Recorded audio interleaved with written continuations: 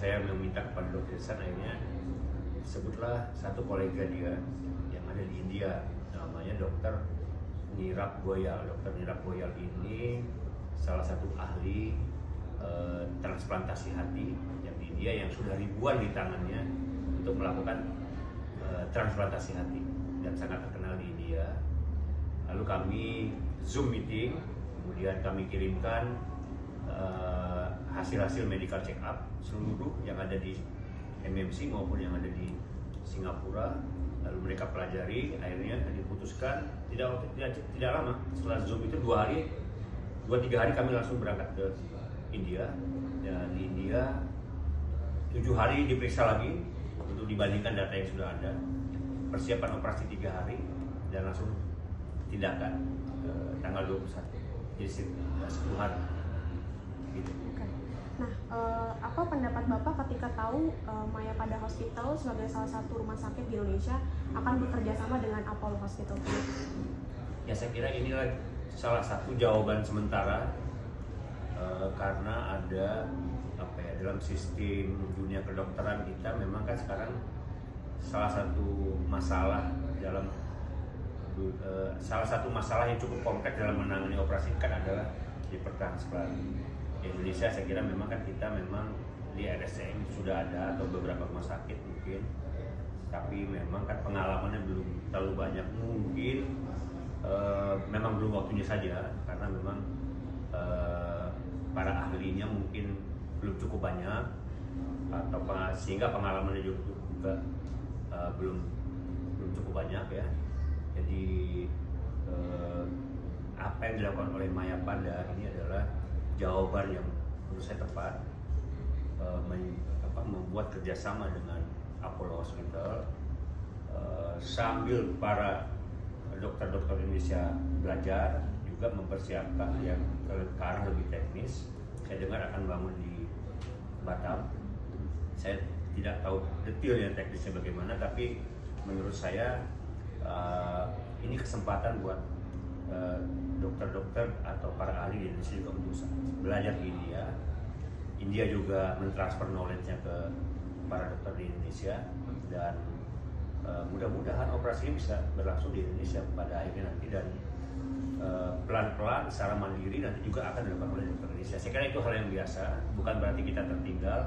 Dokter-dokter di Malaysia juga kan banyak juga belajar di Indonesia, karena juga mereka sudah bisa mandiri dalam dunia kedokteran. Saya kira itu kadang kita yang memimpin intelektualnya, kadang-kadang negara lain, itu saya kira hal yang biasa. Mudah-mudahan ke depan Rumah Sakit Mayapada ini jadi pelopor dalam terutama dunia hipertransplant.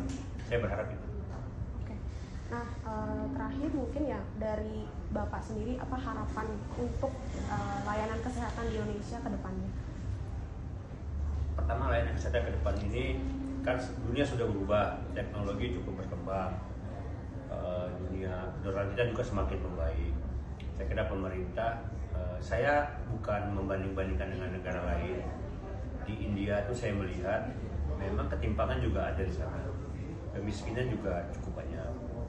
Tetapi saya melihat dunia kedokterannya terurus, kesehatannya terurus. Jadi perhatian pemerintah terhadap dunia kesehatan Indonesia ini ya jangan setengah-setengah, jangan dunia politik boleh berganti, tapi perhatian pada dunia kesehatan ini harus fokus menurut saya.